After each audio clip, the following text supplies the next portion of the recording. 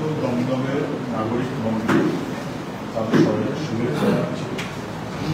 নির্বাচনী এই প্রচারে আজকে শেষ লগ্ন যেভাবে দমদমের মানুষের মধ্যে বিপুল সাড়া মিলেছে সেটা আমাদের সবাই ভালো লাগে। এটা ঠিক যে মানুষ চান প্রত্যেকের ভোটের অধিকার যেন সুরক্ষিত থাকে। মানুষ নিজের ভোট নিজে দেবেন, নিজে নিজে চাইবেন এবং সেই অধিকার মানুষ রক্ষা করবেন। সদাফার ভোট হয়েছে সাধারণভাবে নানান জায়গাতে নানান সুবিধা সুযোগ করলেও মানুষ নিজের ভোট নিজে বেশিরভাগ ক্ষেত্রে দিয়েছে। দমদম কলকাতা লাগোয়া সচেতন জায়গা, এখানকার মানুষ নিজের ভোট নিজে দেবেন সেটা ইনশিওর করাটা আমাদের সবার দায়িত্ব। যে মনোভাব আমি মানুষের মধ্যে দেখেছি, মানুষ নিজের ভোট নিজে দিক, দ্যাট ইজ এনাফ, আর কিচ্ছু বাকি দরকার হয় না। কোনো বাড়তি ফেভার যেমন আমরা চাই না, তেমন কেউ যেন কোনো বাড়তি ডিসফেভার না করে। নির্বাচন কমিশনের কাজ এবং নির্বাচন কমিশন তার সঙ্গে বাকি সবাই থাকেন। শান্তিপূর্ণ ভোট মানে শান্তিপূর্ণ পরিবেশ, লুঠের ভোট মানে লুঠের পরিবেশ। পঞ্চায়েত পৌরসভা ভোট সবাই দেখেছে, লুঠের ভোট হলে লুঠের রাজত্ব চলে। শান্তিপূর্ণ ভোট হলে শান্তি প্রতিষ্ঠার সুবিধে হয়। ক্লাব, নাগরিক সমাজ সবাইকে সঙ্গে নিয়ে সেই শান্তিপূর্ণ পরিবেশকে আমাদের ইনশিওর করতে হবে। সেই কারণে ভোটের এই প্রচারের শেষ লগ্নে এসে আমি যেমন মানুষকে শুভেচ্ছা জানাচ্ছি, তারপর আপনাদেরকেও বলবো সবাই মিলে আসলে ভিজিল্যান্ট থাকি যাতে মানুষের নিজের ভোট দিতে কখনো অসুবিধা না হয়। দ্বিতীয় কথা হচ্ছে আমার দমদম নানা কারণে খুবই গুরুত্বপূর্ণ ঐতিহ্যের অংশ। শ্রী চৈতন্যের স্মৃতিধন্য দমদম, আমি গিয়েছিলাম পাটবাড়ি ইত্যাদি ইত্যাদি জানি। রবীন্দ্রনাথের স্মৃতিধন্য দমদম, ইলেকট্রিক হাউস সবাই সোদপুর বা আরো নানান প্রতিষ্ঠান, মহাত্মা গান্ধীর স্মৃতিধন্য দমদম, ভগৎ সিং পর্যন্ত আমাদের দমদমের বর্ণনা হয়েছিল। এই সমস্ত মনীষীদের স্মৃতিধন্য দমদম, সেখানকার মানুষ তার অধিকার যেমন তারা নিজেরা সুরক্ষিত রাখবেন, নির্বাচন কমিশন বাকি সবাই সেটা এনশিওর করতে হবে। এটা হচ্ছে আমার দ্বিতীয়। তৃতীয় কথা হচ্ছে যে নির্বাচনের এই গোটা প্রচার পর্বে মানুষের মনের মধ্যে সারটা একেবারে স্পষ্ট। তারা যা চলছে বুঝতে পারছেন, ঠকে গেছেন বলে মনে করছেন, আর তার পক্ষে রাজি না। এবং সেই কারণে মানুষের এই মনোভাবটা কিন্তু আমরা যেমন বুঝতে পারছি, সাধারণ মানুষ যেমন বুঝতে পারছেন, তেমন প্রতিপক্ষে যারা তারা বুঝতে পারছেন। মোদীজি সব জায়গায় মিটিং করলেন, দমদমে মিটিং করলেন না কেন? দমদমে লড়াইতে বিজেপি নেই অথবা থাকার মতন জায়গায় নেই, এটা বুঝেছে বলে বসিরহাট, বারাসাত, উত্তর কলকাতা ঘিরে ঘিরে সব জায়গায় মিটিং করলেন। সব দমদমটা উনি একবার নামতে পারলেন না, পস্তাতে হবে বলে। তারপর উনি বললেন যে সিপিএমকে ভোট দিলে ভোট তৃণমূলে চলে যাবে। মানে যারা বুঝতে পারছিলেন যে, মনে করছিলেন যে সিপিএম কোথাও ভোট টোট পাবেন অপ্রাসঙ্গিক, তারা বুঝে গেছেন যে সিপিআইএম বাম কংগ্রেস জোটের প্রার্থী আমরা যেভাবে চলছি তাতে বহু মানুষের অভূতপূর্ব সাড়া আমরা যে পাচ্ছি, এটা কিন্তু প্রধানমন্ত্রীর কানেও পৌঁছে গেছে। বিজেপির এখানে কোনো চান্স নেই, ওর কথার মধ্যে দিয়ে পরিষ্কার হয়েছে। গতকালকে দেখলাম মমতা ব্যানার্জিও পারলে প্রায় বিচক্ষণ, খোঁজখবর তো রাখেন, জানেন তো, ওর তো ইন্টেলিজেন্স রিপোর্ট থাকে। কালকে পারলে বলেই ফেললেন যে কথাটা ওর 4 তারিখ বিকেলে বলার কথা, সেই কথাটা উনি অ্যাডভান্স রিহার্সাল দিয়ে দিলেন কালকে। 4 তারিখ রেজাল্ট বেরোবার পরে ওর বলতে হবে তৃণমূল হেরে গেছে, কিছু একটা ব্যাখ্যা দিতে হবে। তো কি ব্যাখ্যা দেবেন? তখন বলবেন যে বিজেপি ভোট দিয়েছে সিপিএমকে বা ইত্যাদি ইত্যাদি। এটা অ্যাডভান্স রিহার্সাল কালকে করে দিলেন। কেন অ্যাডভান্স রিহার্সাল করলেন আমি জানি না, গোটা 5-7 প্রোগ্রাম করেছেন এখানে, মিটিং মিছিল, বিটি রোড 4 ঘন্টা আটকে মানুষকে কষ্ট দিয়ে, বিরাটি 3 ঘন্টা ধরে আটকে মানুষকে কষ্ট দিয়ে, দোকানদার ব্যবসায়ী, মাছের দোকান, সবজি দোকান, কেউ কোথাও বসতে পারেনি। কি ব্যাপার, মুখ্যমন্ত্রী আসবেন? মুখ্যমন্ত্রী আসলেন এবং মিটিং করলেন এবং তারপর দেখলেন যত পুলিশ ওর মিটিংকে ঘিরে নিরাপত্তায় আছে তত লোক জোটেনি কোথাও, এবং সেটা মুখ্যমন্ত্রী পরিষ্কার হয়ে গেছেন, মানুষের সাড়া পেয়েছেন। সেই কারণে এতগুলো মিটিং করে এখানে কিছু না বলে এখান থেকে বারুইপুরে গিয়ে বললেন যে সিপিআইএম বিজেপির ভোট পাবে। অ্যালিবাই নিয়ে রাখলেন, বুঝিয়ে দিলেন যে জিতবার ওর চান্স কম, উনি জিতবেন না, তৃণমূল এখানে জিতবে না। মানুষ মনোভাব বুঝে নিয়েছে এবং মানুষের মনোভাবটা উনি স্পষ্ট বুঝেছেন বলেই অ্যাডভান্স গাওনা গিয়ে রাখলেন। আমি ওনাকে শুধু বলতে চাই, এটা উনি এভাবে বললে ভালো হতো। এতদিন আমাদের বিরুদ্ধে অভিযোগ করা হচ্ছিল যে আমাদের ভোট নাকি বিজেপিতে যাচ্ছে, তাহলে ওনার পারলে বলা উচিত ছিল বামের ভোট সব বামে ফিরে আসছে। আমি তো অত্যন্ত খুশি, আমাদের সমস্ত সভ্য সমর্থক অনুগামী পুরনো মানুষ, আমি তাদের কাছে কৃতজ্ঞ, তারা সবাই মনস্থির করেছেন তারা বামে ফিরে আসছেন। বামে ফিরে আসছেন এই কথাটা বলার মতো যোগ্যতা বা সাহস উনি দেখাতে পারলেন না, উনি উল্টো কথাটা বললেন। আমি বলছি ভোটার কারুর কেনা গোলাম না, নানান কারণে কেউ কখনো কাউকে দেয়, পরে অন্য কাউকে দেয়, কখনো তৃণমূলকে দেয়, কখনো বিজেপিকে দেয়, কখনো বিজেপিকে দেয়, তারপরে আবার সিপিএমকে দেয়, আবার সিপিএমকে দিয়ে তারপরে কেউ কাউকে কংগ্রেসকে দিতে পারে, ইত্যাদি নানাবিধ।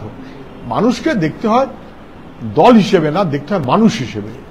তারা ভোটার কিন্তু তারা মানুষ, এবং সেই মানুষের মনোভাব উনি যখন বলছেন বিজেপির লোকেরা ঠিক করেছে নাকি সিপিএমকে ভোট দেবে, আমি ওনাকে জানিয়ে রাখি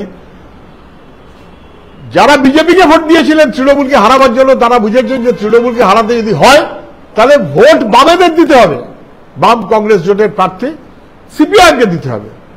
ঠিক তো? যারা মনে করেছিলেন তৃণমূলকে হারাবার জন্য বিজেপি শ্রেয়, তারা মনে করছেন তৃণমূলকে যদি হারাতে হয় তাহলে বিজেপিকে ভোট দিয়ে ভোট নষ্ট করো না সিপিআইএম। আর সঙ্গে বলে রাখি, যারা তৃণমূলের প্রথম দিন থেকে তৃণমূলের সহযোগী সহকর্মী, একসাথে প্রথম থেকে তৃণমূল দল তৈরি করেছেন, তারা ফুপিয়ে ফুপিয়ে ঘরের মধ্যে বসে দুশ্চিন্তা করছেন আর বলছেন লুটতন্ত্র যেভাবে চলছে এটা মেনে নেওয়া যায় না। তৃণমূলের বহু পুরনো মানুষ তারা আমাদের ভোট দেবেন। উনি বিজেপিরটা টের পেয়েছেন, উনি তৃণমূলেরটাও টের পেয়েছেন, দুটো মিলিয়ে আইবি রিপোর্টে বুঝে গেছেন। সেই কারণে উনি কালকে স্পষ্ট করে দিলেন যে তৃণমূল দমদমে জেতার মতো কোনো চান্স নেই। আমি আমার কথা বলছি না, আমি মুখ্যমন্ত্রীর কথা বলছি। আমি আপনাদের মারফত সমস্ত মানুষকে যারা লুটের বিরুদ্ধে, যারা চাকরি বিক্রির বিরুদ্ধে, যারা সন্ত্রাসকারীর অপরাধের বিরুদ্ধে, যারা দুর্নীতির বিরুদ্ধে, তাদের সবার কাছে পুরনো মানুষ যারা রাজনীতির মূল্যবোধটাকে রক্ষা করতে চান, লুটতন্ত্রের বিরুদ্ধে, আমার সবার কাছে অ্যাপিল হবে, আসুন আমরা একসাথে রুখে দাঁড়াই, এবং যদি আমরা রুখে দাঁড়াতে পারি তাহলে বদলে যাবে, এ নিয়ে কোনো সন্দেহ নেই। পঞ্চায়েত লুট হয়েছে, পৌরসভা লুট হয়েছে, মানুষের মনের মধ্যে তার বিরুদ্ধে মনোভাবটা স্পষ্ট। নিজেদের ভোট নিজেরা দেবেন, রুখে দাঁড়াবেন, এটাই যথেষ্ট। আমি যতটুকু টের পাচ্ছি, খবরাখবর সবাই দিচ্ছেন,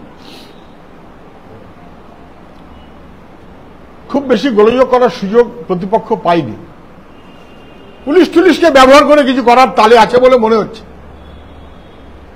ইলেকশনের আগে হোটেল টোটেল ভালো করে চেক করে নিন, বাইরের বাহিনী কোথায় কোথায় আসছে। ইতিমধ্যে কোথাও কোথাও নির্মীয়মান বাড়ি, আমি নামের তালিকা এখানে বলছি না, আমাদের নজরে আছে। নির্মীয়মান বাড়ি, প্রমোটার বাড়ি করছেন, প্রমোটারের পিছনে সিন্ডিকেট, অতএব একটু চোখ রাঙিয়ে সেইখানে বাইরের থেকে লোক রাখার কোথায় কোথায় ব্যবস্থা হচ্ছে আমরা টের পাচ্ছি। যদিও যাদের নিয়ে আসার কথা বলা হয়েছে তারা বেশিরভাগ আসতে চাইছে না, বলছে না আমরা যাবো না। তারপরেও একটা চেষ্টা হচ্ছে দু একটা জায়গাতে, কোনো কোনো জায়গাতে, অনেক জায়গাতে না, অল্প জায়গাতে। কিন্তু সেটাই বা হবে কেন? প্রশাসন চেক করুক, এটা পুলিশের কাজ, সেন্ট্রাল ফোর্স আছে তাদের কাজ। মানুষের মধ্যে ভোটের কনফিডেন্স বিল্ডিং করাটা ইলেকশন কমিশনের দায়িত্ব। আগে তারা যেভাবে করতেন, পারলে খোঁজ করে দেখে নিন কারা কারা কোথায় কোথায় লাস্ট নির্বাচনে ভোট দিতে পারেনি, তারা যেন ভোট দিতে পারে। এই কনফিডেন্স বিল্ডিং করাটা ওদের কাজের মধ্যে পড়ে, এবং সেই কারণেই বিভিন্ন হোটেল এটা সেটা ইত্যাদি ইত্যাদি এগুলো ভালো করে চেক করে নেওয়া হোক। আমাদের কাছে তালিকা আছে, আমরা প্রয়োজন মতো তালিকা কিন্তু পাঠিয়েও দিচ্ছি। পরে কেউ অসুবিধায় পড়ে বলবেন না যে আরে আমরা বিপদে পড়ে গেলাম। যদিও আমি আবারও বলছি, বাইরের থেকে যারা আসবেন বলে যারা যারা যোগাযোগ করেছেন বেশিরভাগ রিফিউজ করে দিয়েছেন।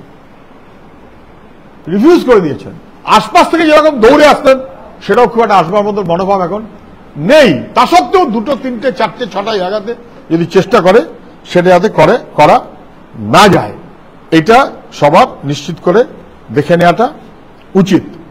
নির্বাচনের দিন ইদানিং একটা কাজ চালু হয়েছে, গো ব্যাক স্লোগান, বোনাস বন্ধ করুন। মানুষের ভোট মানুষ দেবে, গো ব্যাক স্লোগান চলবে না, চলতে পারে না। এবং তারপর নানাবিধ এটা ওটা করে এখানে ওখানে আটকে দিলে, যাকেই হোক, যে দলেরই হোক, এসব জিনিস চলতে পারে না। QRT must be active, quick response team. নির্বাচন কমিশন, পুলিশ এবং প্রশাসন তাদের দায়িত্ব হচ্ছে তাদেরকে ঠিকমতো মোবিলাইজ করা। স্থানীয় প্রশাসন QRT-কে ডাইভার্ট যাতে করে দিতে না পারে, নির্বাচন কমিশনকে সে বিষয়ে সতর্ক থাকতে হবে।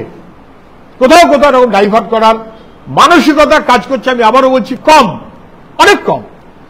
পুরো নির্বাচনে মানুষ ভোট দিতে পারেনি, কিন্তু এবারে ভোট দেবে এবং নিজের মতো করেই ভোট দেবে। কেউ যেন কোথাও তাকে বাধা না দেন, সেটা আমাদের দেখাটা উচিত। আমি শুধু বলবো, যে মানুষ যাকে ভোট দিতে চান, যে দলের কর্মী যেখানে যেভাবে কাজ করতে চান, কোন দলের কোন কর্মী, আমার দলের নাও যদি হন, কোন দলের কোন কর্মী, আমার প্রতিপক্ষ দলের কোন কর্মী অথবা সমর্থক, তারাও যেন ভোটে কোথাও বাধাপ্রাপ্ত না হন। যদি কেউ কোথাও ভোটে বাধাপ্রাপ্ত হন, আমার বাহিনী, আমার কর্মী, আমার সমর্থকরা সবাইকে সঙ্গে নিয়ে তার পাশে থাকবে। দল দেখাটা বড় কথা না, বড় কথা হচ্ছে গণতন্ত্রকে রক্ষা করা। এই বার্তাটা আমাদের স্পষ্ট করে দেওয়া উচিত বলে আমার মনে হয়। দমদম নির্বাচনের পর বহু কাজ আমাদের থাকবে। আমি আগেও বলেছি, আমি আবারও বলছি, বহু কাজ আমাদের থাকবে। একের পর এক কোম্পানি বন্ধ হচ্ছে গত কয়েক মাসে, তৃণমূল আমল। এখন যিনি সাংসদ, তিনি সাংসদ হওয়ার পর, আমি আগের কথা বলছি না, ডাকব্যাক, প্রিয়া বিস্কুট, ইন্ডিয়া ফলস, উইপকো, HFV, যেসব, এবং তো আমার বিক্রি হচ্ছে কেন? বিশেষ করে সরকারি ক্ষেত্র যেগুলো বিক্রি করা যাবে না, পরিবেশ বান্ধব শিল্প আমাদের গড়তে হবে। 1, 2, পুরো পরিষেবা ধ্বংস করে দেওয়া হয়েছে। নরকের জঞ্জালের নরক, যা বলবেন। জল, একটু জল হয়েছে, রাস্তা থই, দুয়ারে খাল এসে গেছে। দুয়ারে সরকার না এসে দুয়ারে খাল এসে গেছে। যে দেখুন রাস্তাগুলোর চেহারা, কেন এরকমটা হলো? সাংসদ বাস নিয়ে খোঁচাখুচি করছেন, আমার সাথে দেখা হলে আমি বলতাম যে এই বয়সটা করতে যাচ্ছেন কেন? উনি আমার চেয়ে অনেক বড়। আরে বাস দিয়ে যদি ড্রেন খোঁচাখুচি করতে হয়, তাহলে প্রথম তো বলতে হবে 15 বছর ধরে খোঁচাখুচি না করে ভোটের মুখে এসে খোঁচাখুচি করলেন কেন? আমি দেখলাম সোশ্যাল মিডিয়াতে কেউ একজন লিখেছেন দমদমের নতুন সাফাইওয়ালা। শুনতেও ভালো লাগে না, কেন শুনতে হবে? আর যদি সত্যিই করেন, চিত্রনাট্যটা ঠিক করুন, ফটোশুট, সবাই বুঝতে পারছে। যদি বাস দিয়ে ড্রেন খোঁচাখুচি করতে হয়, তাহলে 2 হাত দিয়ে বাস ধরতে হয়। আমি পরে একজন ছবিটা পাঠালেন, আমি দেখলাম বাহাতটা একজনকে ধরে আছেন আর ডানাত দিয়ে খোঁচা মারছেন, 1 হাত ধরে থেকে 1 হাত দিয়ে বাস নিয়ে। প্রতিপক্ষ প্রার্থী, ন্যাচারালি আমি কোনো কিছু বলবো না, তার ইচ্ছে হয়েছে তিনি করেছেন। কিন্তু কেন এত জল, কেন পানীয় জলের এত অভাব, কেন নরকের এত জঞ্জালের এত নরক, কেন এই সব মিলিয়ে এত অব্যবস্থা, কেন আমার রাজ্যের ছেলেমেয়েরা সব বাইরে চলে যেতে হচ্ছে, কেন মাস্টার ডিগ্রি পাশ করা ছেলে ডেলিভারি বয়ের মতো কাজ তাকে করে সংসার চালাতে হচ্ছে কেন? ওষুধের দাম আকাশে চলে গেছে কেন? বিদ্যুতের দাম ডাবল হয়েছে কেন? সাংসদ যে দলের, MP, MLA, মন্ত্রী, পুরসভা সব এক দলের, তো তাদের তো দায় দায়িত্ব থাকে। সেসব যদি না করেন তাহলে ভালো কাজ হয় বলে আমার অন্তত মনে হয় না। অনেক কাজ ছিল, খড়দা ফ্লাইওভারটা কেন হয়নি বলুন তো? যাতায়াতের পথের লোকে দেখেছেন আগরপাড়া হয়নি কেন? বামফ্রন্টের আমলে যে পর্যন্ত ফ্লাইওভার ছিল 13 বছরে একটা কিছু হলো না কেন? বিরাটি আন্ডারপাসটা হলো না কেন? এরকম অনেক কিছু। আমি ইতিমধ্যে একটা আলাপ আলোচনা করেছি অনেকের সঙ্গে, মহিলা তাদের নিরাপত্তার বিশেষ ব্যবস্থা করব আমরা। যারা কন্ট্রাকচুয়াল নানাবিধ কাজ করে এবং ছোটখাটো ডেলিভারি বয় সহ এইসব কাজ যারা করেন তাদের জন্য স্পেশালাইজড অ্যাপ, তাদের হেলথ সিকিউরিটি এবং সিকিউরিটি তার ব্যবস্থা আমাদের করতে হবে। তো নানাবিধভাবে সব করা যায়, এরকমের ইনিশিয়েটিভগুলো নেওয়া উচিত। আমার মনে হয় দমদমটা কলকাতার এত কাছে, উদ্বাস্তু অধ্যুষিত এলাকা, সেখানে নাগরিকত্ব নিয়ে চোখ রাখানো চলে না। শিল্প পুরনো এলাকা, সেখানে পরপর কারখানা বন্ধ হয়ে যাবে, আর মুখ্যমন্ত্রী বলেছিলেন যে কত নাকি বন্ধ আছে সব নাকি উনি খুলে দেবেন, উল্টে বন্ধ করে দিলেন। এগুলো চলে না। ফলে গোটা দমদম কলকাতার লাগোয়া ডাউন টাউন সেটা আত্মমর্যাদা নিয়ে চলতে পারে এমন সুযোগ আছে। আন্ডারগ্রাউন্ড ড্রেনেজ সহ বড় মাস্টার প্ল্যান ডেভেলপ করেই আমাদের কলকাতা এবং তার শহরতলি অথবা বৃহত্তর কলকাতা তাকে গড়ে তোলার যে সুযোগ দমদমে আছে, সেই মনোভাব থেকে আমাদের চলা উচিত। দেশের নীতি, রাজ্যের নীতি, লড়াইটা দল বদলের না, দিন বদলের, নীতি বদলের। ফলে সেই লড়াইতে আমরা থাকবো এবং সেই কাজ আমরা করব। মানুষ আমাদের সেই দায়িত্ব দেবেন, এটা সবাই বুঝে গেছেন এখন, এমনকি তৃণমূল বিজেপির কথায়। ফলে কিভাবে আমরা কাজ করব সে ব্যাপারেও আমরা আপনাদের পরামর্শ চাইব এবং মানুষকে সঙ্গে নিয়ে আমরা চলবো। আমার শেষ কথাটা হচ্ছে, প্রত্যেকে তার নিজের মতন করে ভোট দেবেন। বাধা দেবার যদি কেউ চেষ্টা করেন তাহলে কিন্তু বাধা পাবেন। মানুষকে সঙ্গে নিয়েই আমরা, মানুষ রুখে দেবেন। নির্বাচন কমিশন যথাযথ ব্যবস্থা করুক, না করলে মানুষকে কিন্তু ঠেলাগুতো দিয়েই তাদের ভোটের অধিকার রক্ষা করতে হবে। এটা 2022 সাল না যে পুরসভার ভোট লুট হবে, এটা 2023 সাল না যে পঞ্চায়েতের ভোট লুট হবে, এটা 2024 সাল। সময় বদলেছে, আর পুরনো অভ্যাসে সবাই যেন না চলেন। আমি সবাইকে শুভেচ্ছা জানাচ্ছি, যে কোনো দলের যে কোনো পুরনো রাজনৈতিক কর্মী সহ সবাই। আমরা আমাদের মানুষ গড়ে তোলা, রাজ্য গড়ে তোলা, ছেলে মেয়েদের ধ্বংসের হাত থেকে রক্ষা করা। ছেলে মেয়েদের দিকে তাকালেই বুঝতে পারো, আরে 8,000 স্কুল বন্ধ হয়ে 21,000 মদের দোকান চালু পশ্চিমবাংলায়, কোনো মান সম্মান থাকে?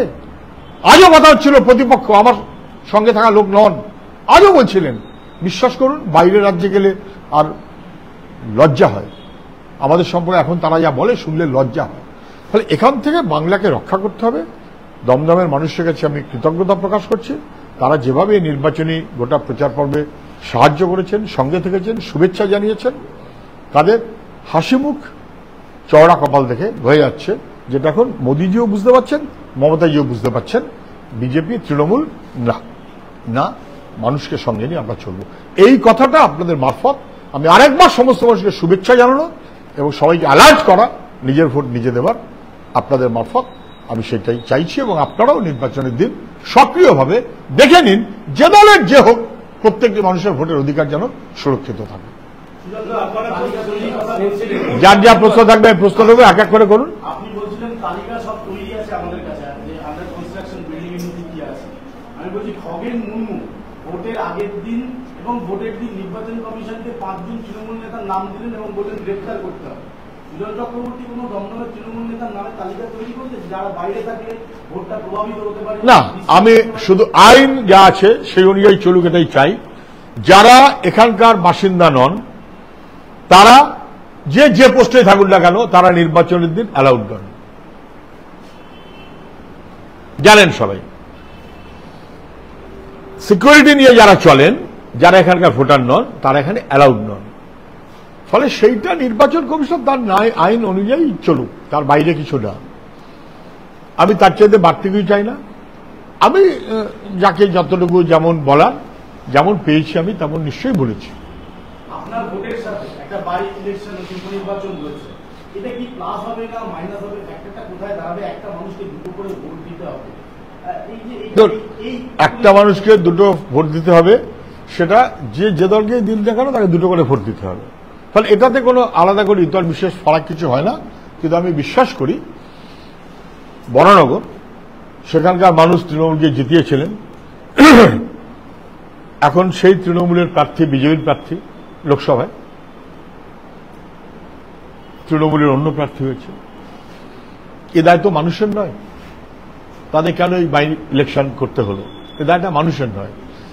মানুষের ঘাড়ে যারা ভোট চাপিয়ে দিয়েছেন তারা তৃণমূল ছিলেন অথবা বিজেপি হলেন, মানুষ তাদেরকে সমর্থন করবেন কেন?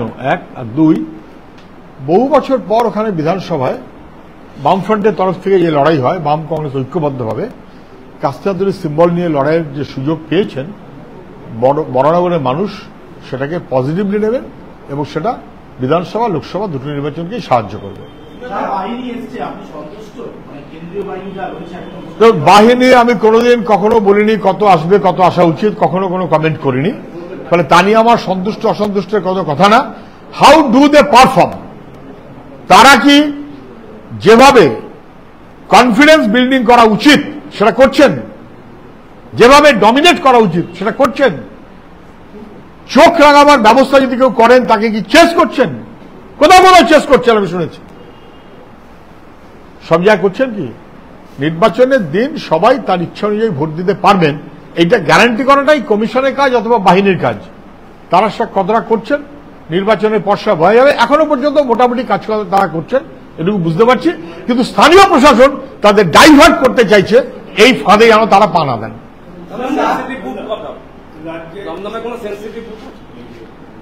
দমদমে সেন্সিটিভ বুথ আগের নির্বাচনগুলোর তালিকা অনুযায়ী ওরাও করেন, আমরাও মোটামুটি তার পরিপ্রেক্ষিতেই করি। সেই তালিকা আমরা দিয়েছি, সবাই দেয়, সব পার্টি দেয়, আমরা দিয়েছি। কিন্তু নির্বাচন কমিশন আমাদের যা জানিয়েছে, তারা দমদমের সব বুথকেই সেন্সিটিভ বুথ বিবেচনা করে প্রত্যেকটি বুথের জন্য হাফ কোম্পানি সিপিএফ রাখার ব্যবস্থা করছেন, যাতে বুথ এবং বুথের সংশ্লিষ্ট এলাকায় কেউ অসভ্যতা করতে না পারে।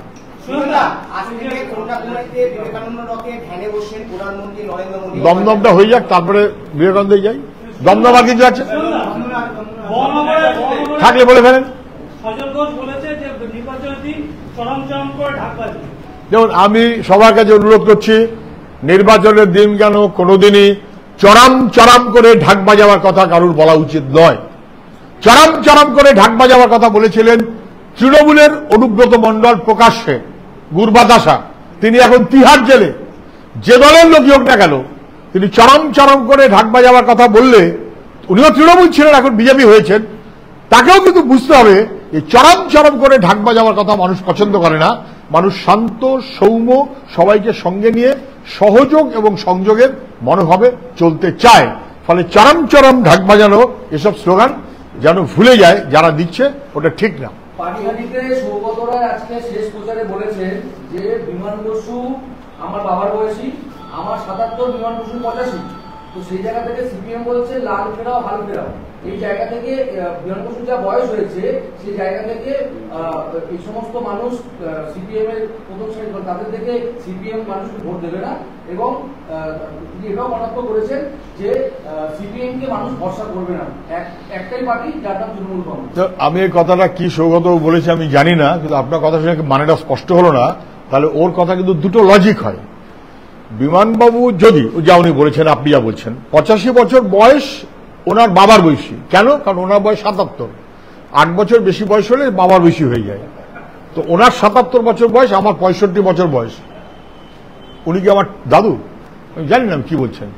যদি তাই হয়, যদি ৭-এর চেয়ে বেশি বয়স আমার হয়ে থাকে, যে আমার সত্য ১২ বছর ১৩ বছর ওনার হিসেবে, যদি আমি তো শুনছিলাম ৮০-৮১ কিছু একটা হবে, যাই হোক বয়স কমানো বাড়ানো যা পারেন করুন, তাহলে চুল সাদা কালো নিয়ে আলোচনা করতে হচ্ছে ওনার কেন? আর আমার চাইতে ১২ বছর বেশি বয়সে বোঝা উচিত যে বয়স্ক লোকের যেভাবে কথা বলা উচিত সেভাবে উনি কথা বলুন। সেটা না বলে উনি একটা বিমানবাবু বাবার বয়সী বলে তারপর এমনভাবে ব্যবহার করছেন যেটা লোকের কাছে হাস্যকর হয়ে যাবে। আমি চাই না আমার প্রতিপক্ষ প্রার্থী হাস্যকর হোক। এমনিতে খোঁচাখুচি মেরে এক হাতে বাঁশ একটু হাস্যকর হয়েছেন। আপনাদের মধ্যে একটা সৌজন্যের রাত্রি দেখা কিন্তু ঈদের দিন, যেখানে আপনি এবং সৌগত দুজনেই কোলাকুলি করছেন, সেই জায়গায় দাঁড়িয়ে তৃণমূল সুপ্রিমো যে কথাটি বললেন যে আপনাদের ভোট যাবে বিজেপির দিকে, অন্যদিকে বিজেপিরও দাবি যে আপনি ভোট কাটতে দাঁড়িয়েছেন সৌগত বাবুর সাথে লড়াই করে। আমাদের কি মজা জানেন, তৃণমূল বিজেপি দুজনেই বলছিল বামের অপ্রাসঙ্গিক। এখন মোদিজি দমদমে কোনো মিটিং করার ভরসা পাননি, বাইরে মিটিং করেছেন লাগোয়া, সেখানে মিটিংয়ে বললেন সিপিএমকে ভোট দিলে ভোটটা যাবে তৃণমূলে। মানে মোদিজি দিল্লি থেকে বসে বুঝতে পারছেন যে লাল পতাকাটা উঠছে এবং সিপিএম ভোট পাচ্ছে। আবার মমতা ব্যানার্জি বললেন সিপিএমকে ভোট দিলে ভোট যাবে বিজেপিতে, তাহলে উনিও টের পাচ্ছেন সিপিএম এর ভোট বাড়ছে। দুজনেই বুঝে গেছেন দুজনেই হারবেন, তৃণমূল বিজেপি। আমরা যে জিতবো তার থেকে এসব উনি বলছেন। আমি বলছি ঈদের দিন আমি সৌগতের সঙ্গে কোলাগুলি করিনি, ভুল ভুল ভুল ভুল, কোলাগুলি হাত মেলানো এক না, হাত মেলানো ঠিক নয়, যাই হোক সে তখনই বলেছিলাম। কিন্তু দেখা হলে একটা লোকের সঙ্গে হাত মেলাবো নাই বা কেন, আর কোলাগুলি বা করবো না কেন যে কারোর সঙ্গে? এই মনোভাবটাই তো পশ্চিমবাংলায় বরাবর ছিল। বিধান রায়ের বিরোধী জ্যোতি বোস, বিরোধী দলনেতা, বিধান রায়ের মৃত্যুর পর জ্যোতি বোস প্রস্তাব করে সল্টলেকের নাম করেছেন বিধাননগর। ওইটা ছিল বাংলার সৌজন্যের রাজনীতি। হালা বলে বাংলার সৌজন্যের রাজনীতি এবং পরিবেশটাকে ধ্বংস করছে যারা, তারা হয় রাজ্যে নয় কেন্দ্রে বসে আছে, দুর্ভাগ্যজনক। সিএম বলছেন, একদিকে বলছেন যে লফাটা এরকমই হয়েছে যে দমদম লোকসভাতে বিজেপি ভোটটা সিপিএমকে দিয়ে যেতে হবে, আর মহানগরের ক্ষেত্রে উল্টোটা সিপিএম বিজেপিকে ভোটটা দিয়ে যাবে। দেখুন, বন্ধ রাখতে হবে নাকি? এক সেকেন্ড। মুখ্যমন্ত্রী গতকাল এই দমদমে সব মিটিং ফিটিং 5-7টা করে লোকজন জোটেনি এই দেখে বারুইপুরে গিয়ে ওনার হতাশা ব্যক্ত করেছেন। তাতে উনি বলেছেন যে বিজেপি নাকি দমদমে সিপিএমকে ভোট দেবে। আমি বলছি ভোটার কারুর ফিক্সড নয়। যে মনে করেছিলেন তৃণমূলকে হারাতে গেলে বিজেপিকে ভোট দিতে হবে, তিনি বুঝে গেছেন বিজেপিকে ভোট দিলে তৃণমূলের তাতে কোনো অসুবিধা হচ্ছে না, কারণ বিজেপি তৃণমূলকে রক্ষা করছে। তৃণমূলকে হারাতে গেলে ভোট দিতে হবে সিপিএমকে বা বামপন্থীকে, এটা সবাই বুঝতে পারছেন। সেটা বিজেপি হোক আর তৃণমূলের পুরনো সমর্থকই হোক, তারা বহুবিধ মানুষ, সাধারণ মানুষ, তারা সাধারণ মানুষ, তাদের একমাত্র পরিচয় তারা ভোটার এটা নয়, সাধারণ মানুষ আমাদের ভোট দেবেন এবং এটা উনি নিশ্চিত থাকতে পারেন। আমাদের ভোট কখনো কোনো দিকে যায় না, সচরাচর সচরাচর যায় না। তৃণমূলের অর্জুন সিং বিজেপির এমপি হন, বিজেপির অর্জুন সিং এমপি তৃণমূলের নেতা হন ভাইপোর কাছে পতাকা ধরে, আবার ভাইপোর কাছে পতাকা ধরা তৃণমূলের অর্জুন সিং ধান্দা না পোষালে আবার বিজেপিতে চলে যেতে পারেন। ওটা তৃণমূল বিজেপির মধ্যে গতায়াত থাকে, ওটা আমাদের সঙ্গে কারুর গতায়াত থাকে না। যেহেতু তৃণমূল আর বিজেপি পারস্পরিক ভোট ট্রান্সফারে অভ্যস্ত, আয়নার সামনে দাঁড়িয়ে উনি নিজের চেহারাটা দেখেছেন আর সেই চেহারাটা আমাদের ঘাড়ে ফেলেছেন। সর্বৈব অসত্য। আমরা দমদমে বরানগরে একই রকম ভাবে লড়াইতে আছি সার্বিকভাবে। আরএসএস না থাকলে মমতার জন্ম হতো না, মমতার ক্ষমতায় আসতে পারত। আরএসএস না থাকলে, শুভেন্দু বলেছে আরএসএস না থাকলে মমতা ক্ষমতা আসতো না। আমি বলছি শুভেন্দু বস্তা পচা কথা বলছে কেন? যখন তৃণমূল ক্ষমতা আসে তখন শুভেন্দু তৃণমূলেই ছিল, তখন তো বলেনি। কিন্তু একথাটা তো আমরা 98 সালের পর থেকে বারবার বলেছি। আরএসএস এর পরামর্শে উনি তৃণমূল কংগ্রেস দল তৈরি করেছেন, তৈরি করে বিজেপির সঙ্গে রফা করে পশ্চিমবাংলায় বিজেপিকে জায়গা করে দিয়েছেন, বিজেপির সঙ্গে সরকারে কেন্দ্রে মন্ত্রিত্ব করেছেন, সংসার করেছেন, সরকার করেছেন, আবার ভেঙে কংগ্রেসে এসছেন, আবার ভেঙে বিজেপিতে গেছেন, আবার ভেঙে কংগ্রেসে এসছেন, আবার ভেঙে বিজেপিতে গেছেন। ফলে এই যে খেলাটা আরএসএস এর ঘর থেকে বিজেপিকে তেমন করে একটা বেনামি বিজেপির মতন করে তৃণমূলকে তৈরি করার যে কাজ, এটা যে আরএসএস এর সাহায্য নিয়ে মমতা ব্যানার্জি করেছেন, এটা শুভেন্দু অধিকারী আজকে বলছিল, আমরা বহু আগে বলেছি। তারপর শোভন চ্যাটার্জি বলেছে, তখন তৃণমূলের 3 নম্বর। তারপর মুকুল রায় বলেছে, তখন তৃণমূলের 2 নম্বর। এখন শুভেন্দু অধিকারী বলছে তৃণমূলের 4 নম্বর। ফলে তৃণমূলের সবাই এটা জানে মমতা ব্যানার্জির ন্যাচারাল অ্যালি বিজেপি। রাজ্যের তৃণমূল অবস্থান বন্ধ, বিহারে যাচ্ছেন চাকরি প্রার্থীরা। একসময় বিহারকে আমরা বাংলার লোক বিহারকে ছোট চোখে দেখব, সেখানেই বাংলার লোক বিহারে যাচ্ছে চাকরি। যেমন গতকালকে ছবিটা সবাই দেখেছেন, মর্মন্তুদ ছবি, যেখানে গোটা দেশের বিভিন্ন জায়গার লোক বাংলায় নিজের জায়গা বলে মনে করতেন, কাজের সন্ধানে আসতেন, সেখানে বরঞ্চ দেখা যাচ্ছে বাংলার যুবক ট্রেনে গাদাগাদি হয়ে কাতারে কাতারে বিহারে গেছেন। বিহারের স্কুল শিক্ষার পরীক্ষায় অংশ নিতে কি করবেন? টেটের পরীক্ষা হয় না বছরে, বাবা বলে বছরে বছরে টেটের পরীক্ষা হতো, এখন হয় না, চাকরি পায় না। বাবা বলে বছরে বছরে স্কুল সার্ভিস কমিশনের পরীক্ষা হতো এবং চাকরি পেত, এখন পায় না। ফলে পশ্চিমবাংলার লেখাপড়া জানা শিক্ষিত যুবক তারা প্রাণের দায়, জীবনের দায়, জীবিকার দায়, পশ্চিমবাংলায় কিছু হচ্ছে না, সেই কারণে বাধ্য হয়ে ট্রেনে কার্যত ঝুলতে ঝুলতে জায়গা না পেয়ে স্টেশনে গাদাগাদি করে রয়েছেন। এটা বাংলার মা বোনেরা, বাংলার অভিভাবকরা তারা সন্তানদের এই চেহারা দেখে গুমড়ে উঠছেন যে আমাদের সন্তানদের ভবিষ্যৎটা কিভাবে ধ্বংস করছে। বাংলায় কাজ নেই, কাজের সন্ধানে এখন দৌড়াতে হচ্ছে বিহারে। খুবই দুর্ভাগ্য। এ দায়িত্ব নিশ্চয়ই মমতা ব্যানার্জি অস্বীকার করতে পারেন না, কিন্তু উনি স্বীকারও করবার যোগ্যতা দেখাবেন না। বলছেন যে বিবেকানন্দ কেন্দ্র এটা আরএসএস দ্বারা নিয়ন্ত্রিত, বিবেকানন্দ কেন্দ্র আরএসএস দ্বারা নিয়ন্ত্রিত, আর বিজেপি বলছে মমতা বন্দ্যোপাধ্যায় দেশের এবং বাংলার ইতিহাসকে বিকৃত করার চেষ্টা। আমি ঠিক বুঝলাম না, এটা কন্যাকুমারিকা নিয়ে বিবেকানন্দ কেন্দ্র যেখানে প্রধানমন্ত্রী যাবেন, সেটা আরএসএস দ্বারা নিয়ন্ত্রিত। তিনি বলতে চাইছেন তৃণমূল বলছে, তৃণমূল মমতা বন্দ্যোপাধ্যায়। দেখুন, মানে সব কেন্দ্র নিয়ে একই রকমের কথা বলাটা সমীচীন না। কন্যাকুমারিকা, সেখানকার বিবেকানন্দ কেন্দ্র, বিবেকানন্দ রক বাংলার মানুষের পর্যটনের একটা গুরুত্বপূর্ণ ক্ষেত্রও বটে। সেটা আরএসএস এর দ্বারা নিয়ন্ত্রিত, এই কথাটা মমতা ব্যানার্জি বলছেন, বলার মধ্যে দিয়ে কি এটা বলতে চাইছেন যে উনি নিয়ন্ত্রণ করতে চাইছেন? আরএসএস এর হয়ে কেন বিজেপি নিয়ন্ত্রণ করবেন, উনি নিয়ন্ত্রণ করুক, এই কথাটা কি বলতে চাইছেন? এটা কাজ নাকি? পশ্চিমবাংলায় আপনি রাজত্ব করছেন গত 13 বছর ধরে, এখন মঠ, রামকৃষ্ণ মিশন, ভারত সেবাশ্রম, তাই নিয়ে পর্যন্ত আপনি কটু কথা বলা শুরু করলেন কেন? কেন করছেন? এর আগে আমরা দেখেছি ঈদের সমাবেশে গিয়ে, ঈদের অনুষ্ঠানে গিয়ে, সমাবেশ তো নয়, ঈদের অনুষ্ঠানে গিয়ে, ধর্মীয় অনুষ্ঠান, সেখানে গিয়ে উনি ভোটের কথা প্রচার করেছেন। আজকে আরেক রকমের কাজ করছেন। এগুলো কিন্তু ধর্মনিরপেক্ষ মনোভাবের পরিপন্থী। এগুলো মমতা ব্যানার্জিকে চিনিয়ে দিচ্ছে উনিও দিল্লির মতন, বিজেপির মতন বিভাজনের রাজনীতি পছন্দ করেন। সেই কারণে নানান রকম আগরুম বাগরুম কথা বলছেন, অপ্রয়োজনীয় এবং বেঠিক বলে আমি মনে করি। আগামী 4 জুন, সারা 4 জুনের পরে 6 মাস ধরে সারা দেশে রাজনৈতিক ঝড় উঠবে, ভূমিকম্প হবে, রাজনৈতিক ভূমিকম্প। মোদী বলছেন, মোদীজি বলেছেন যে 4 জুনের পর 6 মাস ধরে ভূমিকম্প হবে। ভূমিকম্পটা ধ্বংসের প্রতীক।